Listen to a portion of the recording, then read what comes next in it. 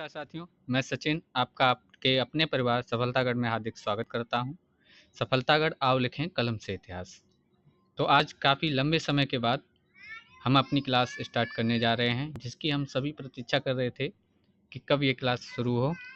तो आज से हम एक सीरीज़ शुरू कर रहे हैं, जिसको मैंने नाम दिया है बापू बैच, क्योंकि कल गांधी जयंती है।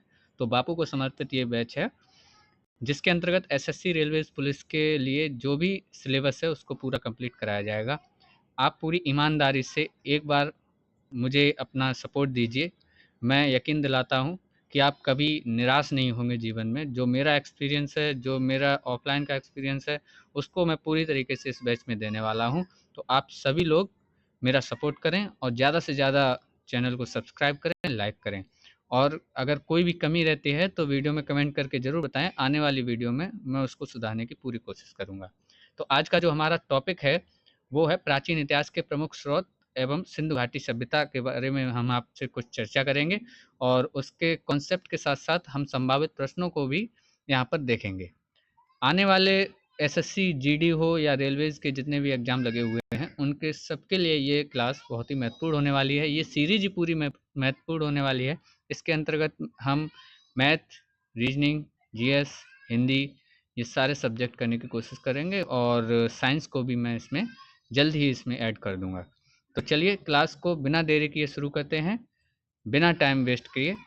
तो स्वागत है आपका हिस्ट्री की पहली क्लास में, जो कि प्राचीन इतिहास से है। तो जैसा कि आप सभी जानते हैं, आज हमारी क्लास है इतिहास की। जो प्राचीन इतिहास है, यहाँ से हम शुरू कर रहे हैं और धीरे धीरे मध्यकालीन इतिहास से होते हुए आधुनिक इतिहास की ओर हम बढ़ते हुए जाएंगे और पूरे जीएस को कवर करने की कोशिश करेंगे। चलिए आगे बढ़ते हैं। हम सबसे पहले बात करेंगे प्राचीन भारतीय इतिहास के स्रोत की। तो प्राचीन भारतीय इतिहास के स्रोत के बारे में अगर हम बात करें, तो जैसा कि हम सभी जानते हैं कि इसके जो स्रोत हैं वो दो प्रकार के स्रोत हो सकते हैं। एक तो हमारा जो भी, जैसे हम कहते हैं साहित्यिक स्रोत, और दूसरा जो होता है उसे कहते हैं पुरातात्विक स्रोत। इसके अलग अलग वे हैं, जैसे साहित्यिक स्रोत के अंतर्गत क्या क्या आता है और पुरातात्विक स्रोत के अंतर्गत क्या क्या आता है, वो यहाँ पर दिया गया है। एक एक करके हम सबके बारे में बात करते हैं। ये पीडीएफ आपको लिंक डिस्क्रिप्शन में लगा दूंगा मैं टेलीग्राम का, वहाँ से आपको ये पीडीएफ मिल जाएगी। वहाँ से आप इसको एक बार डाउनलोड करके रिवाइज कर सकते हैं। तो चलिए आगे बढ़ते हैं। तो जैसा कि हमें पता है साहित्यिक स्रोत, तो साहित्यिक स्रोत के बारे में बात करें तो इसमें भारतीय साहित्यिक स्रोत में धार्मिक साहित्य, धर्मेतर साहित्य और संगम साहित्य के बारे में बात की गई है। इसके अंतर्गत जो हमारे धार्मिक साहित्य और धर्मेतर साहित्य और संगम साहित्य है, इसमें धर्मेतर साहित्य जो है उसको दो भागों में हम बांटते हैं। एक में हमारे अर्थशास्त्र आते हैं, राजतरंगिणी जिसको लिखा गया है, एक अष्टाध्यायी लिखा गया है, एक महाभाष्य लिखा गया है, गार्गी संहिता लिखी गई है, हर्षचरित्र लिखा गया और कादम्बरी लिखी। ये कुछ साहित्य की रचनाएं हैं जिनसे हमारे प्राचीन भारत के बारे में कुछ हद तक जानकारियां मिलती हैं। इसके अलावा संगम साहित्य के बारे में बात करें तो इसमें काव्यम, एततोकई, पुरनानुर, पतपत और शिलापदिकारम और त्रिकुरल, जीवक, चिंतामणि, ये हमारे संगम साहित्य के अंतर्गत आते हैं। और जब बात करेंगे हम धर्मेतर साहित्य के दूसरे भाग की, तो इसमें कथा सारित सागर, ब्रिकमांक, देवचरित, मुद्रा राक्षस, अभिज्ञान शाकुंतलम, मालविकाग्निमित्रम, रघुवंशम और मेघदूतम, ये धर्मेतर साहित्य के अंतर्गत लिखित रचनाएं हैं। इसके अलावा जब हम दूसरे भाग में जाते हैं तो हमें साहित्यिक स्रोत में ही विदेशी यात्रियों के विवरण भी मिलते हैं। विदेशी यात्रियों के विवरण में यूनानी व रोमन लेखक आए, जिनमें हेरोडोट्स हुआ, टीसियस हुआ, स्ट्रेबो हुआ, मेगस्थनीज हुआ या डायोनीसियस हुआ, कार्टियस हुआ, पॉलिबियस हुआ या प्लिनी हुआ। इसके अलावा अरब व मुस्लिम लेखक भी हुए, इसमें अलबरूनी हुआ, अल सुलेमान हुआ, मिनहाजुद्दीन हुआ, अल मसूदी हुआ, इब्न बतूता हुआ या मार्को पोलो हुआ। ये लेखक विदेशी यात्री हैं जिन्होंने हमारे भारत के बारे में अपने विचार व्यक्त किए। ये हमारे प्राचीन भारतीय इतिहास के स्रोत में इनके विचार भी आते हैं। इसके अलावा चीनी व तिब्बती लेखक भी हुए, जिसमें सुमाचीन, फायान, रेनशांग, इत्सिंग, लामा और तारानाथ थे। तो ये तो हमारे साहित्यिक स्रोत हो गए। इसके अलावा हमारे पुरातात्विक स्रोत भी हुए, जिनमें अभिलेख मिले हमें, मूर्तियां व चित्र, भवन व स्मारक, सिक्के व मोहर मिली। इसके अंतर्गत हमें पंचमाग्य आहत सिक्के, स्वर्ण व चांदी के सिक्के, कांसे व सीसा के सिक्के, सम्राट की आकृति वाले सिक्के, रोमन सिक्के, तक्षशिला व मथुरा से प्राप्त मूर्तियां भी हमें अभिलेख से प्राप्त हुई। हड़प्पा, मोहनजोदड़ो, धौलावीरा, तक्षशिला, नालंदा, विक्रमशिला, कौशाम्बी, पाटलिपुत्र या सांची का स्तूप,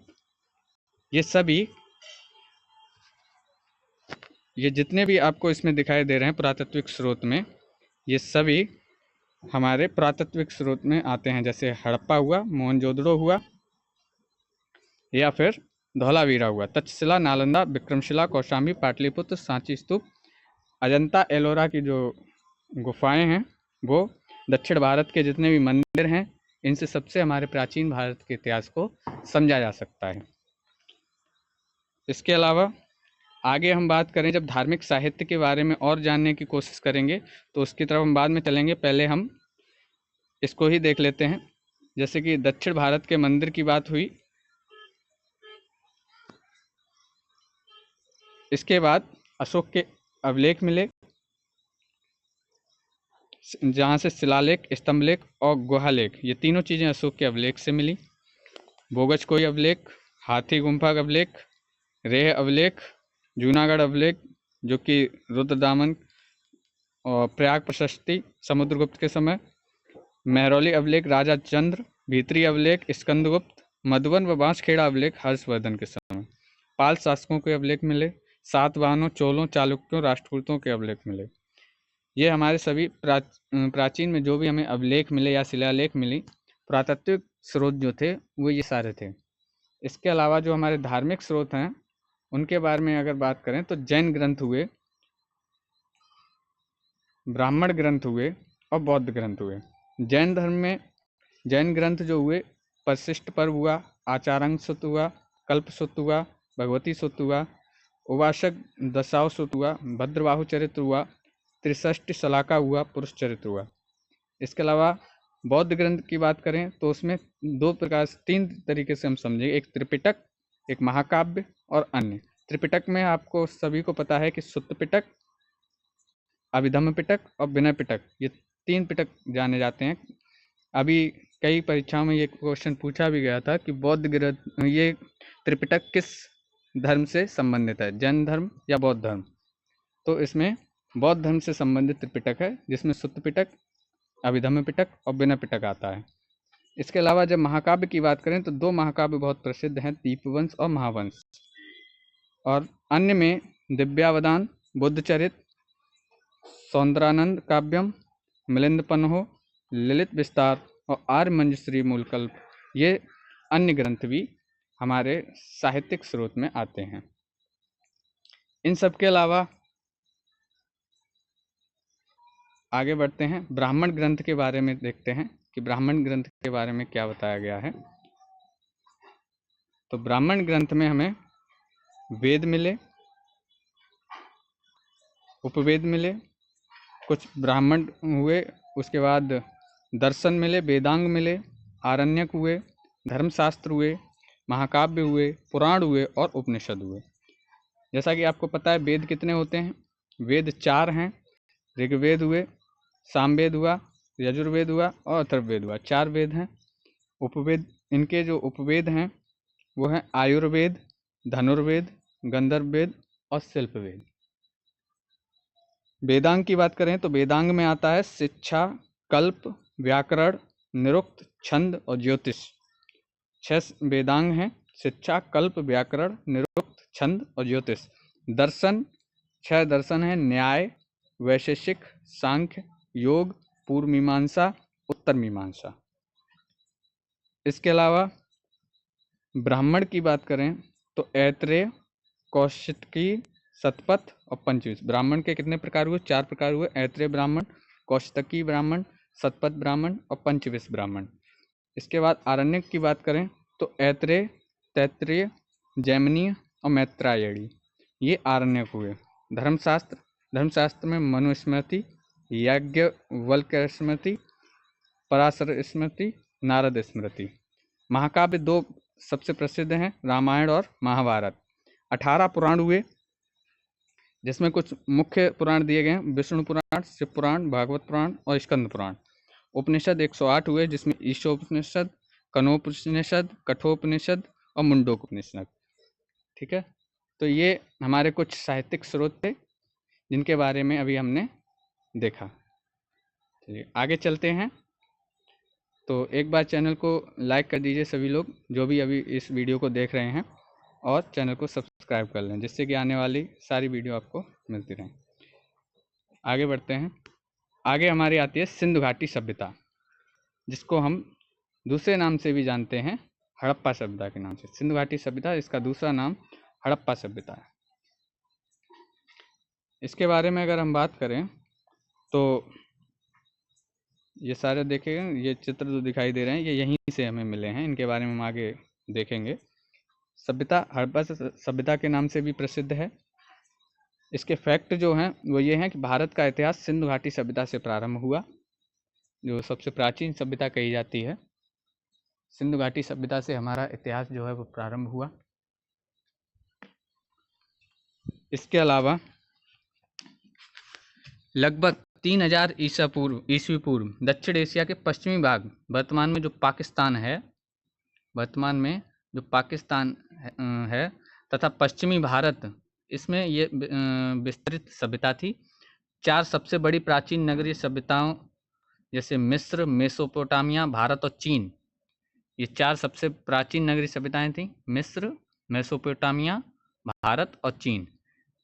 ठीक है, उनमें ये सबसे अधिक उन्नत सभ्यता थी।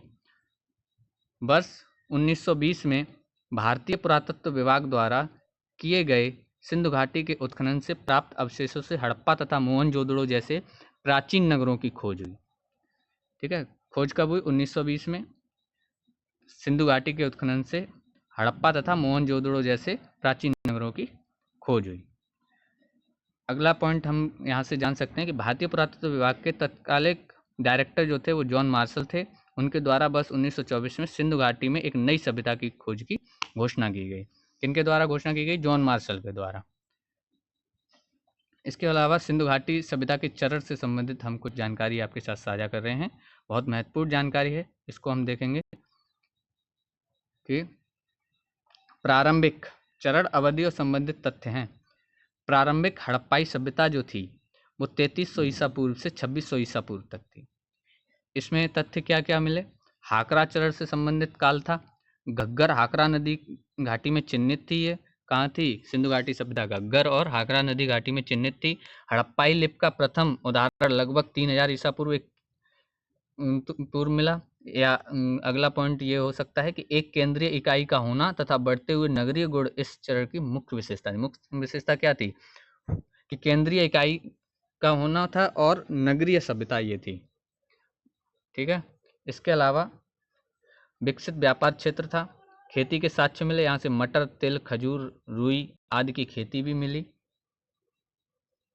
और अगला जो चरण हुआ वो हुआ परिपक्व हड़प्पाई सभ्यता, जिसमें हमें 2600 ईसा पूर्व से 1900 ईसा पूर्व तक ये अवधि रही परिपक्व की। इसमें कोटदीजी नामक स्थान परिपक्व हड़प्पा सभ्यता के चरण का प्रमुख उदाहरण था।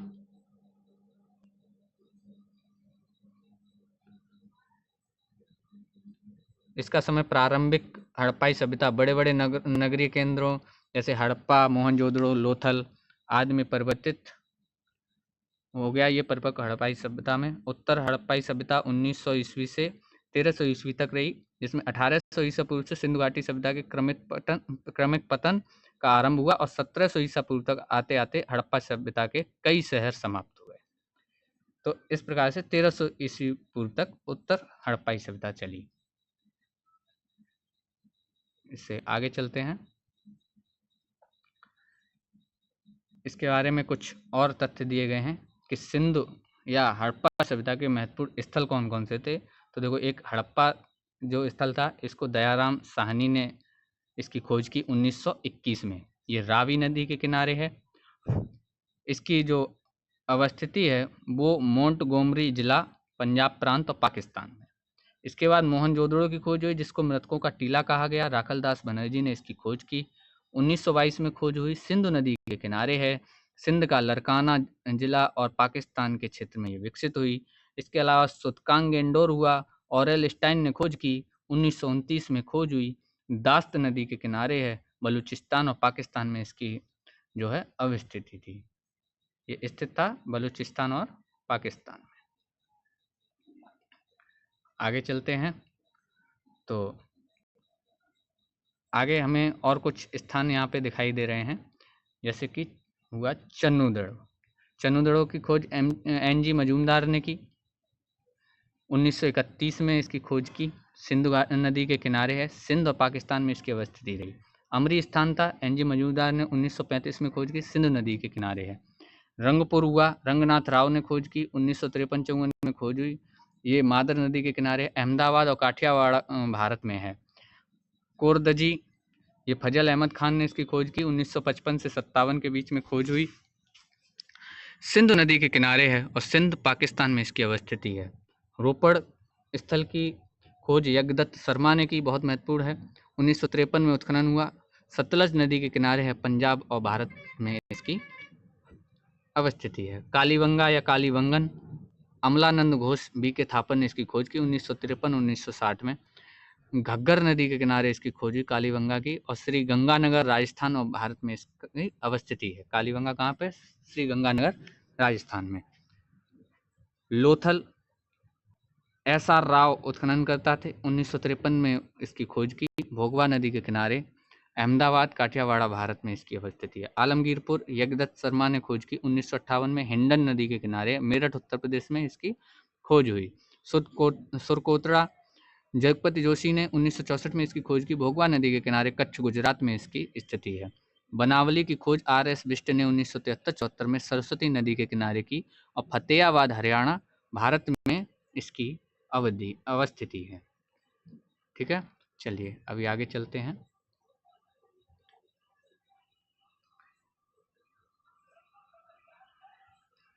इसके बाद आया राखीगढ़ी। राखीगढ़ी के बारे में हम देखेंगे तो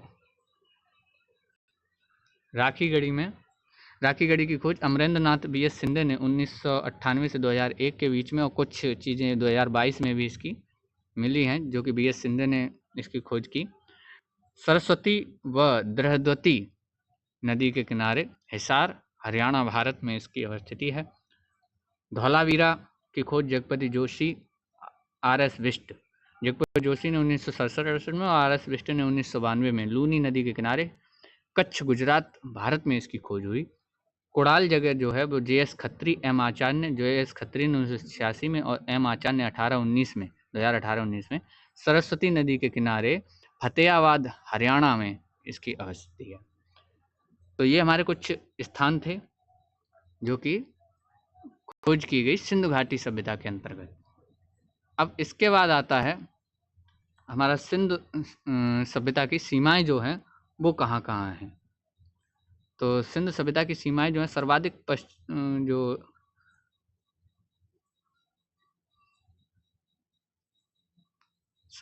पश्चिमी पुरा स्थल जो है वह सुतकागेंडोर बलूचिस्तान का है। सर्वाधिक पूर्वी पुरा स्थल आलमगीरपुर मेरठ का है।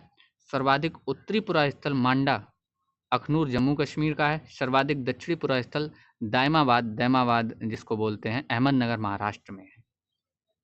ठीक है, तो ये हमारी सीमाएं थी सिंधु घाटी सभ्यता की। इसके अलावा सिंधुकालीन स्थलों से प्राप्त महत्वपूर्ण प्रमाण हैं। क्या है? हड़प्पा से हमें बलुआ पत्थर की बनी मानव की मूर्ति, अन्नागार, बैलगाड़ी, 3 कच्छों का एक कब्रिस्तान, एक बर्तन पर मछुआरे का चित्र, शंख का बना हुआ एक बैल, कांसे का बना हुआ एक्का, कांस्य दर्पण, सिंधु सभ्यता के अभिलेख युक्त सर्वाधिक मोहरें हड़प्पा से हमें मिली।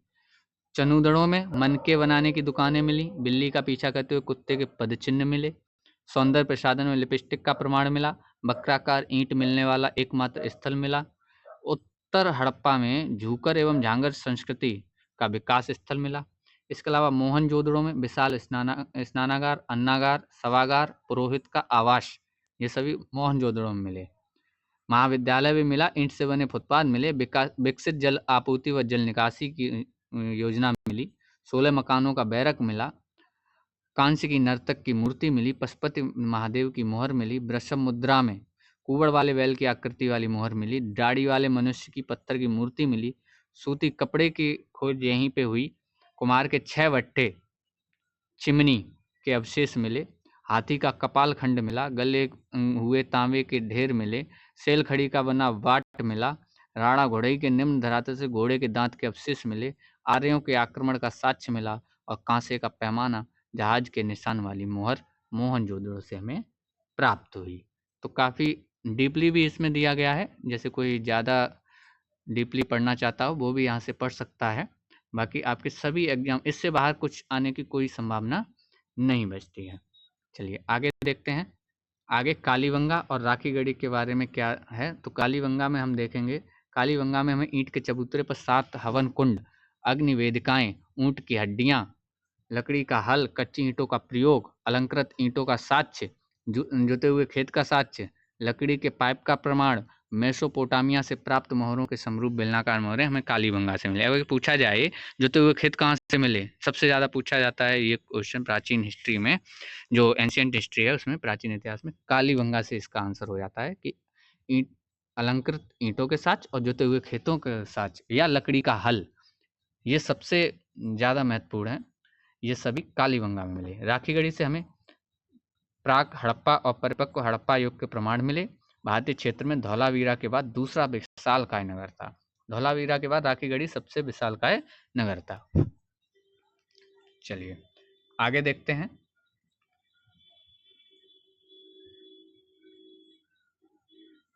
तो आगे हम देखेंगे इसके बारे में, स्थल और उसके प्रमाण, स्थल और प्रमाण के बारे में जानेंगे। तो जैसे कि दिखाई दे रहा है यहाँ पे स्थल, अमरी स्थल है, हिरन के साक्ष्य मिले। सुतका गेंडोर से मनुष्य अस्थियां मिली, राख से भरा बर्तन मिला, तांबे की कुल्हाड़ी मिली, मिट्टी से बनी चूड़ियां मिली।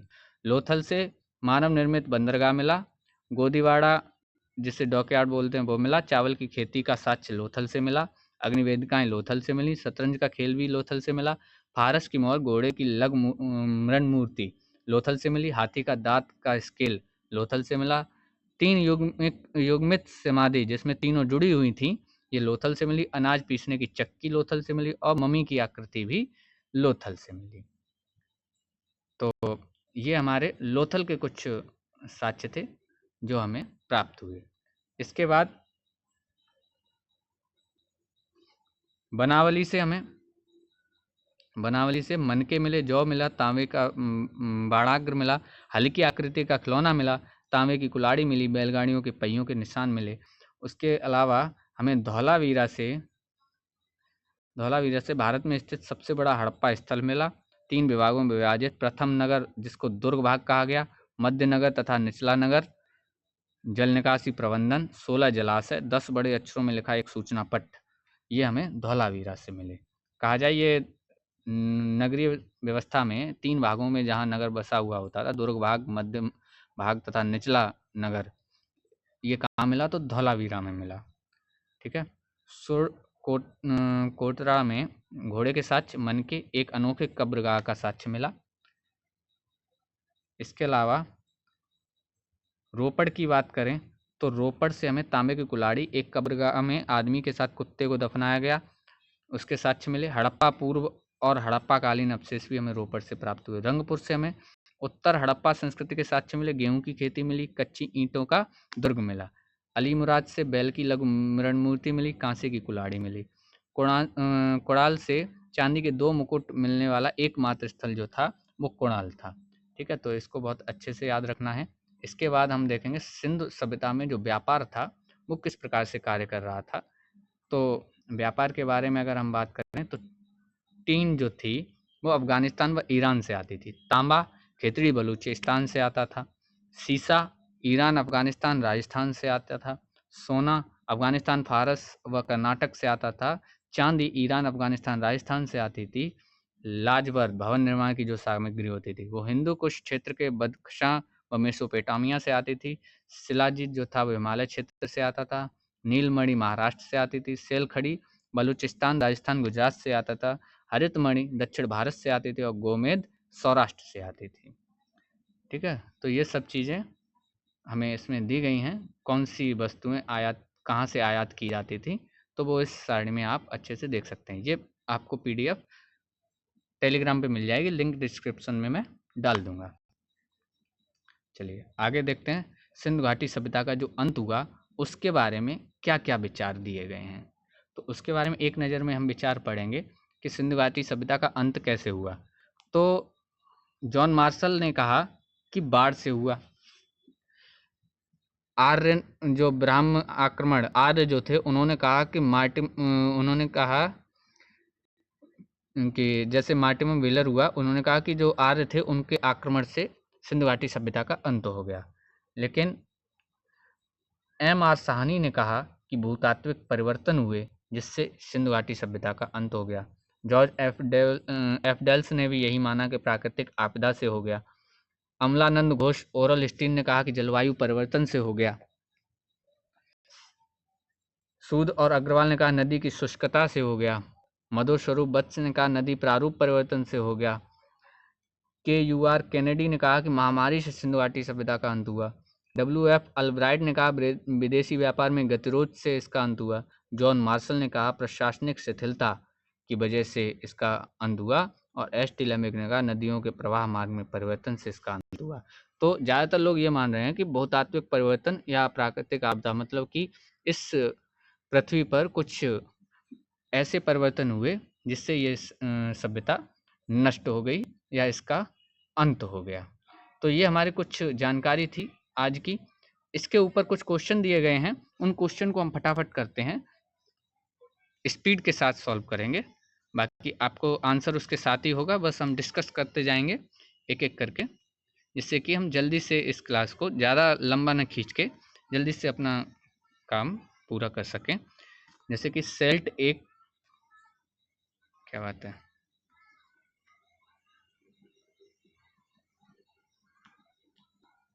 ये डायरेक्ट 4 नंबर क्वेश्चन लग गया है, कोई बात नहीं, इसको मैं देख लूँगा।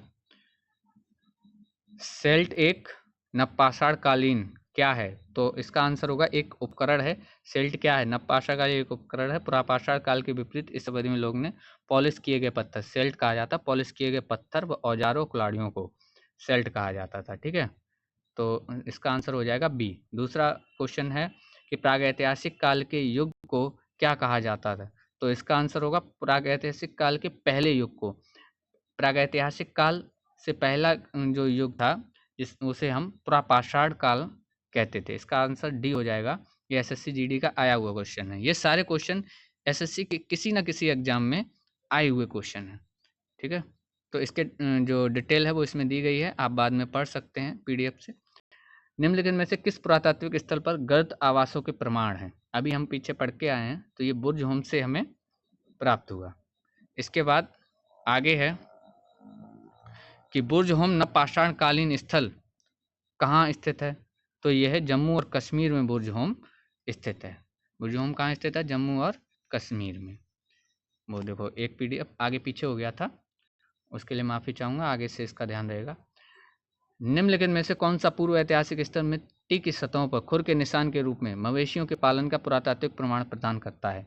तो मेहगड़ा जो है वो ऐसा पूर्व ऐतिहासिक स्थल है जहाँ से मिट्टी की सतहों पर खुर के निशान यहाँ से मवेशियों के मिलते हैं। तो मेहगड़ा इसका सी आंसर सही हो जाएगा। ठीक है,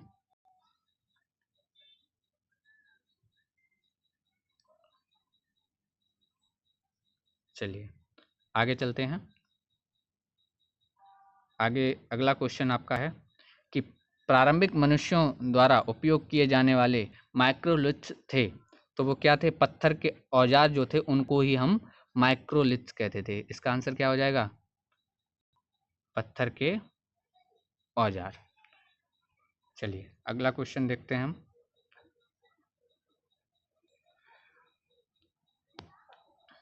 निम्नलिखित में से कौन सा भारत में पुरातात्विक महत्व का एक पुरा स्थल है? तो इसका आंसर होगा हुनाशागी। क्या होगा? हुनाशागी। इसका सही आंसर जो होगा वो होगा हुनाशागी। अगला क्वेश्चन है आपका कि मेहरगढ़ नवपाषाण काल की बस्ती पाकिस्तान के किस प्रांत में स्थित है? पाकिस्तान के किस प्रांत में स्थित है? तो इसका आंसर हो जाएगा बलूचिस्तान में स्थित है। तो कहाँ स्थित है? बलूचिस्तान में। पुरातात्विक स्थल इनाम गांव कहाँ पर है? तो हम सभी जानते हैं इनाम गांव, जिसे हम प्रथम गांव के रूप में भी जानते हैं। तो प्रथम गांव जो इनाम गांव है उसको हम महाराष्ट्र में इसकी पहचान कर सकते हैं कि महाराष्ट्र में यह स्थित है। चलिए अगला क्वेश्चन देखिए। अगला क्वेश्चन है कि पुरातत्व स्थल कुलडीहवा कहाँ स्थित है? तो इसका सही आंसर है उत्तर प्रदेश है। ठीक है, तो उत्तर प्रदेश के इलाहाबाद में यह स्थित है। कहाँ पे? उत्तर प्रदेश के इलाहाबाद में स्थित है, जो कि अभी प्रयागराज है। यहाँ से धान की खेती किए जाने का प्रमाण मिला था कुलडीहवा से। ठीक है, चलिए आगे चलते हैं। अगला क्वेश्चन है कि निम्नलिखित में से किस प्रागैतिहासिक भारतीय स्थल पर होमो इरेक्टस मानव की खोपड़ी पाई गई? तो मानव की खोपड़ी कहाँ पाई गई? हथनोरा से। कहाँ से? हथनोरा से। मानव की खोपड़ी हमें, जिसको होमो इरेक्टस कहते हैं, वो हथनेरा से पाई गई, हथनोरा से। चलिए अगला क्वेश्चन आपके स्क्रीन पर ये रहा, इसका आंसर देते हैं। निम्नलिखित में से किस स्थान पर पुरातात्विक को 5 जंगली कुत्तों और 12 सिंहों के सींग के अवशेष प्राप्त हुए? आंसर कमेंट में इसका आप देंगे। कोपगल, कुफकराल, बुर्जहोम और उतनूर, इनमें से कहाँ पे 5 जंगली कुत्तों और 12 सिंहों के सींग के अवशेष मिले? इसका आंसर आप कमेंट में देंगे। कुछ लोगों ने तो देख लिया होगा, लेकिन फिर भी आप कमेंट में जरूर दें 12 नंबर क्वेश्चन का। इसके अलावा जारवे कल्चर एक चालकोलिथिक पुरातात्विक स्थल था जो वर्तमान समय में निम्नलिखित में से किस भारतीय राज्य में स्थित है? तो यह महाराष्ट्र में स्थित है। कहाँ पे स्थित है? महाराष्ट्र में स्थित है। चलिए अगला क्वेश्चन आपकी स्क्रीन पर ये रहा कि जम्मू कश्मीर में पुरातात्विक महत्व का स्थल निम्नलिखित में से कौन सा है? तो इसमें सही आंसर जो हो जाएगा वो हो जाएगा बुर्ज होम, जो है वो जम्मू कश्मीर में स्थित है। अभी आप पीछे ये करके ही गए हैं। इसके बाद सिंधु घाटी सभ्यता के कुछ क्वेश्चन और हैं, उनको देखते हैं कि जैसे मैचिंग है, इसको सही से मिलाना है। मोहनजोदड़ो से हमें क्या मिला? मोहनजोदड़ो से हमें क्या मिला? तो हम देखेंगे मोहनजोदड़ो से हमें स्नानागार मिला, जिसे हम ग्रेट बाथ के नाम से जानते हैं।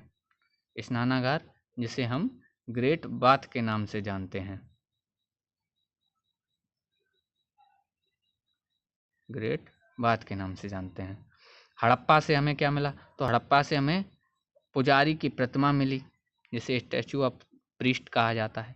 कालीबंगन या कालीबंगा से हमें क्या मिला? तो वहाँ से हमें हल्के चिन्ह मिले। और लोथल से हमें पत्तन मतलब कि बंदरगाह मिला। तो हमारा जो सही आंसर होना चाहिए वो होना चाहिए 4132। तो 4132 कहाँ पे है? 4132 आपके पहला ही इसका आंसर हो जाएगा 4132। इसका ये वाला आंसर हो जाएगा 4132। चलिए देखते हैं अगला क्वेश्चन। हड़प्पा सभ्यता का निम्नलिखित में से कौन सा स्थल अफगानिस्तान में स्थित है? तो इसका सही आंसर हो जाएगा सोर्तघई। इसका सही आंसर है, ये अफगानिस्तान में स्थित है। चलिए अगला क्वेश्चन आपके स्क्रीन पर है कि मोहनजोदड़ो में मिले महान स्नानागार को की परत चढ़ाकर जलरोधी बनाया गया था। किसकी परत चढ़ाकर? तो कहेंगे प्राकृतिक चारकोल की परत चढ़ाकर इसको जलरोधी बनाया गया था। तो इसका आंसर सही हो जाएगा सी। अगला क्वेश्चन है कि लगभग 2500 साल पहले सिंधु नदी को ईरानियों द्वारा क्या कहा जाता था? तो इसको हिंदोस कहा जाता था। क्या कहा जाता है? हिंदोस। बहुत महत्वपूर्ण क्वेश्चन है सभी परीक्षाओं के लिए। हिंदोस कहा जाता था। सिंधु नदी को ईरानियों द्वारा क्या कहा जाता था? हिंदोस कहा जाता था। चलिए अगला क्वेश्चन आपकी स्क्रीन पर ये रहा। तो इसको देखेंगे। दैमाबाद नामक प्रागैतिहासिक स्थल निम्न में से किस राज्य में स्थित है? तो ये महाराष्ट्र में स्थित है। कहाँ स्थित है? महाराष्ट्र में स्थित है। चलिए अगला क्वेश्चन आपकी स्क्रीन पर ये रहा कि हड़प्पा सभ्यता के निम्नलिखित स्थलों में से कौन सा स्थल पाकिस्तान में स्थित नहीं है? तो सोर्तगोई, अभी आपने देखा था सोर्तगोई कहाँ पे स्थित था?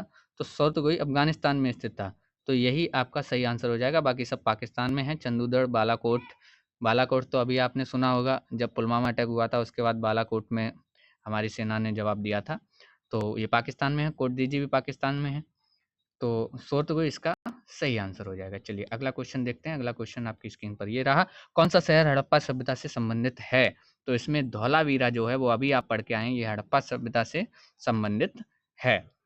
तो इसके बाद अगला क्वेश्चन आपका है कि हड़प्पा सभ्यता के लोगों को वर्तमान राजस्थान वाले क्षेत्र में से कौन सी धातु मिली? वर्तमान राजस्थान वाले क्षेत्र से हड़प्पा सभ्यता में कौन सी धातु मिली? तो इसका सही आंसर जो आपका हो जाएगा वो हो जाएगा तांबा। तांबे के यहाँ से साक्ष्य मिलते हैं। हड़प्पा सभ्यता में खुदाई से टेराकोटा हल मॉडल कहाँ से मिला? तो टेराकोटा जो हल मॉडल है ये आपको बनवाली से मिला। कहाँ से मिला? बनावली। इसका गलत हो गया है, बनावली जो है इसका सही आंसर होगा। अगला क्वेश्चन है कि 1990 में धौलावीरा में खुदाई शुरू की थी, किसने की थी? तो वो धौलावीरा की खुदाई आर्यविष्ट ने शुरू की थी। ठीक है, इसका आंसर हो जाएगा आर्यविष्ट। अगला क्वेश्चन है आपका, धौलावीरा और लोथल की प्राचीन हड़प्पा बस्तियां वर्तमान भारतीय राज्य के किस राज्य में स्थित हैं? वर्तमान भारत के किस राज्य में स्थित हैं? तो वो गुजरात में धौलावीरा और लोथल की प्राचीन हड़प्पा बस्तियों का जो है स्थान भारतीय राज्य गुजरात है। चलिए अगला क्वेश्चन हम देखते हैं। अगला क्वेश्चन हमारी स्क्रीन पर ये रहा, जल्दी जल्दी करेंगे जिससे कि ज़्यादा लंबी वीडियो ना हो, आपको भी अच्छा लगे। हड़प्पा स्थल पर हल रेखाओं के निशान खोजे गए, तो किसके? कहाँ पे? कालीबंगा में हल के निशानों की खोज की गई। अगला क्वेश्चन आपकी स्क्रीन पर है, कौन सी मेसोपोटामियन भाषा नहीं थी? तो कौन सी नहीं थी वो हमें बतानी है। सुमेरियन जो है वो मेसोपोटामियन भाषा नहीं थी। चलिए आगे देखते हैं। हड़प्पाकालीन स्थल रंगपुर भारत के किस वर्तमान राज्य में है? तो यह गुजरात में है। रंगपुर कहाँ पे है? गुजरात में। ठीक है, इसकी खोज रंगनाथ राव ने की। रंग, ठीक है, याद रखना, रंगपुर की रंगनाथ। तो चलिए अगला क्वेश्चन 29 नंबर क्वेश्चन है, सिंधु घाटी सभ्यता के घरों में कमरे आमतौर पर कैसे होते थे? तो उसके किसके चारों ओर बने हुए होते थे? तो आंगन के चारों ओर बने हुए होते थे। चलिए अगला क्वेश्चन है कि निम्नलिखित में से किस स्थान पर हड़प्पा संस्कृति की अग्निवेदियां पाई गई थीं? तो अग्निवेदियां, इसमें से आंसर करेंगे अग्निवेदियां कहाँ से पाई गई थी? तो इसका सही आंसर हो जाएगा लोथल से पाई गई थी। कहाँ से पाई गई थी? लोथल से। अगला क्वेश्चन है, अनेक विद्वान ऐसा मानते हैं कि टिग्रिस यूफ्रेटस घाटी के मेसोपोटामियाई लोग सिंधु घाटी सभ्यता को क्या कहते थे? तो इसका सही आंसर हो जाएगा मेलुहा कहते थे।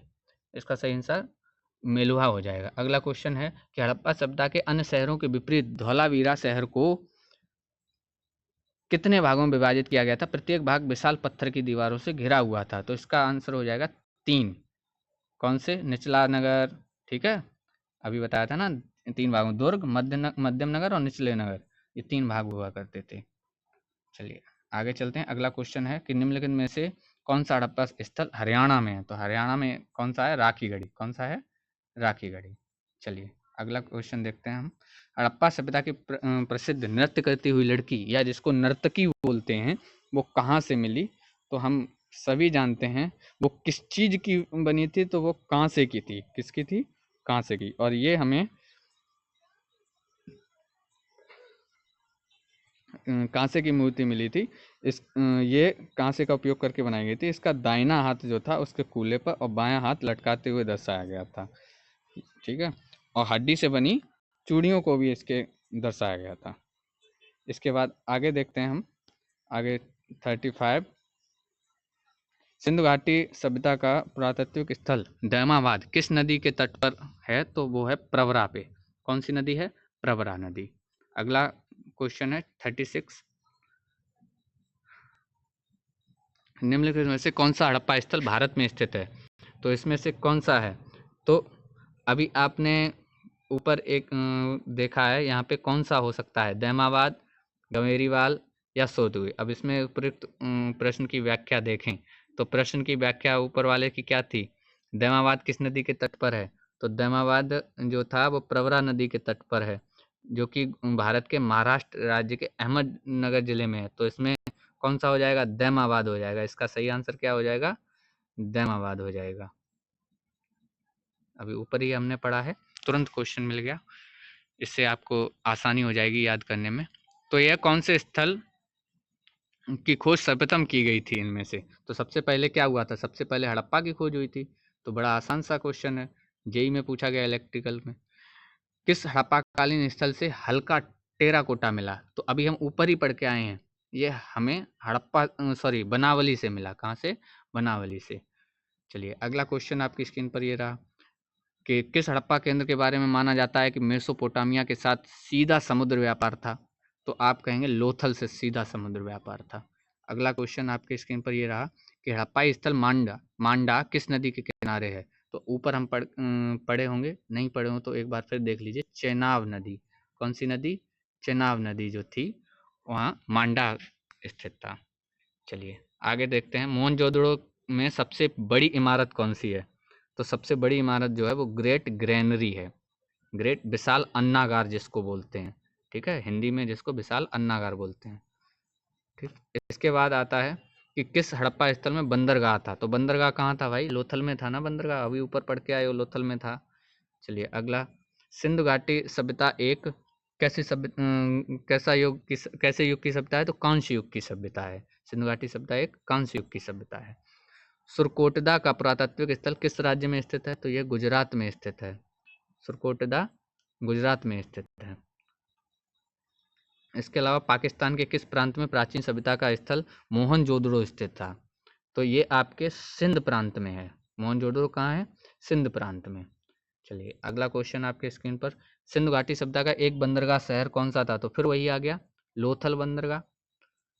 चलिए आगे देखते हैं, किस स्थान पर हड़प्पा सभ्यता की पहली खगोलीय वेधशाला पाई गई, तो इसका आंसर होगा धोलावीरा, गुजरात में पहली खगोलीय वेधशाला पाई गई। ये एसएससी जेई का क्वेश्चन है। एसएससी अपने एक दूसरे विभाग में इसके क्वेश्चन पूछती रहती है। सिंधु घाटी सभ्यता के दो प्राचीन नगर हड़प्पा और खुदाई करने पर सामने आए, कौन सा, मोहनजोदड़ो। हड़प्पा और मोहनजोदड़ो खुदाई करने पर सामने आए। अगला क्वेश्चन आपकी स्क्रीन पर ये रहा कि सिंधु घाटी सभ्यता का कौन सा स्थल सिंधु नदी के तट पर स्थित नहीं है, तो वो है रोपड़। रोपड़ जो है वो सिंधु घाटी सभ्यता का सिंधु नदी के तट पर स्थित नहीं, बाकी तीनों सिंधु नदी के तट पर स्थित है। अगला क्वेश्चन, कौन सा राजस्थान राज्य में स्थित एक परिपक्व चरण हड़प्पा स्थल है, ये भी आपको अभी बताया था, कौन सा है, कालीबंगा। ठीक है, इसका आंसर हो जाएगा कालीबंगा। अगला क्वेश्चन है कि किस हड़प्पाकालीन स्थल से जुताई वाले क्षेत्र के साक्ष्य मिले, तो आपको जुताई वाले क्षेत्रों पहले ही बताया गया है, वो कहाँ से मिले थे, कालीबंगा से मिले थे। ठीक है, लास्ट क्वेश्चन है आज का कि सिंधु के पूर्व के क्षेत्र को संदर्भित करने के लिए छठी 5वीं शताब्दी बीसीई में किस पुराने फारसी शब्द का उपयोग किया गया था, तो आप इसका आंसर कमेंट में करेंगे सभी लोग। मैं इसका आंसर दिखाऊंगा नहीं, बल्कि अगली स्लाइड में इसका आंसर दिया गया है, लेकिन आप लोग इसका कमेंट में करेंगे। बहुत आसान है, पुराने फारसी शब्द का प्रयोग किया गया था सिंधु के पूर्व क्षेत्र को संदर्भित करने के लिए, आर्यावर्त, होडू या हिंदू या त्यांजू। ठीक है, वो आपको नीचे दिया गया है। अब मैं देख लिया होगा आपने, लेकिन कमेंट करना, कमेंट किए बिना नहीं जाना। कैसी लगी आज की क्लास, सभी लोग कमेंट करके बताएं, और ऐसे ही हमारा मनोबल बढ़ाए रखिए जिससे कि ये सीरीज टूटने ना पाए, और मैं रोज आपके लिए कुछ महत्वपूर्ण जानकारी हमेशा लाता रहूं, और मैं कोशिश करूंगा कि जल्दी इसका एक शेड्यूल जारी कर दूं जिससे कि आपको भी ये पता रहे कि कब कौन सी वीडियो आएगी। तो सभी सब्जेक्ट को लेकर चलूंगा। मेरे पास कोई बहुत बड़ी टीम नहीं है, लेकिन मैं एक कोशिश कर रहा हूँ। छोटा चैनल है, कोई बड़ा चैनल नहीं है, लेकिन इसको बड़ा बनाने की जिम्मेदारी आपकी है। मैं आपके लिए फ्री ऑफ कॉस्ट हमेशा बना रहूँगा, और पूरी तरीके से आपको एसएससी, रेलवे और पुलिस की तैयारी फ्री ऑफ कॉस्ट कराता रहूँगा, जिससे कि आप बड़ी आसानी से अपनी मंजिल को पा सकें। कोई भी प्रॉब्लम आ रही है, कोई भी मेरी तरफ से कमी रह रही है, तो उसके बारे में आप कमेंट करके मुझे सुझाव दे सकते हैं। मैं आने वाली वीडियो में उसको पूरा सुधार करने की कोशिश करूँगा, और जल्द ही मैं थोड़ा बोर्ड वगैरह लगा के मैथ की और रीजनिंग की क्लास जल्दी लाऊंगा, क्योंकि मैथ और रीजनिंग की क्लास इस तरीके से स्क्रीन पे होना थोड़ा मुश्किल हो जाता है। तो उसके लिए मैं पूरी तरीके से लगा हुआ हूँ। जल्द ही हम बोर्ड पे भी आएँगे और आपको मैथ और रीज़निंग की क्लास भी देंगे। लेकिन तब तक खाली नहीं बैठना है। मैंने वादा किया था 1 तारीख से करने का, तो 1 तारीख से मैंने बापू बैच स्टार्ट कर दिया है।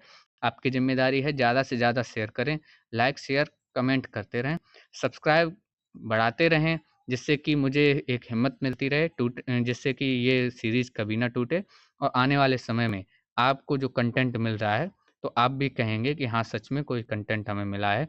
जब आप लगातार आप इस जीडी के पेपर तक हमारे साथ बने रहिए और आप यकीन मानिए आप जीएस में वो क्वेश्चन करके आएँगे जो सारे लोग छोड़ के आते हैं। आपको कुछ भी यहाँ से छूटने नहीं देंगे, ये मेरा वादा है। और रीज़निंग, जो कि आप सभी जानते हैं कि रीज़निंग को मैं पिछले 5-6 साल से लगातार पढ़ा रहा हूँ।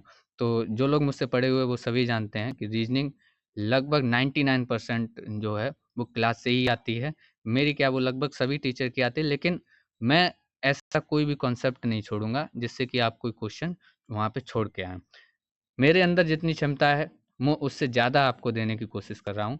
आपके अंदर जितनी क्षमता है, आप उससे ज़्यादा यहाँ पे लगाइए और मुझे पूरा भरोसा है कि आप आने वाली यूपी पुलिस की 40,000 वैकेंसी और मौजूदा समय में चल रही रेलवे और एसएससी जीडी की भर्तियों में आप झंडे गाड़ेंगे और एक सीट आप पक्की करेंगे। मेरा पूरा विश्वास है। जितने भी भाई और बहन इस वीडियो को देख रहे हैं, ज़्यादा से ज़्यादा अपने स्टोरी मेंशन करें और मेरी आईडी को मेंशन करें। और जिन लोगों ने अभी तक चैनल सब्सक्राइब नहीं किया तो प्लीज़ सब्सक्राइब कर लीजिए, जिससे कि आगे आने वाली वीडियो आपको समय से मिलती रहे। तो आज के लिए इतना ही, मिलते हैं अगली वीडियो में। बने रहिए हमारे परिवार सफलतागढ़ के साथ। सफलतागढ़ आओ लिखें कलम से इतिहास। Thank you very much. जय हिंद, जय भारत, जय सफलतागढ़।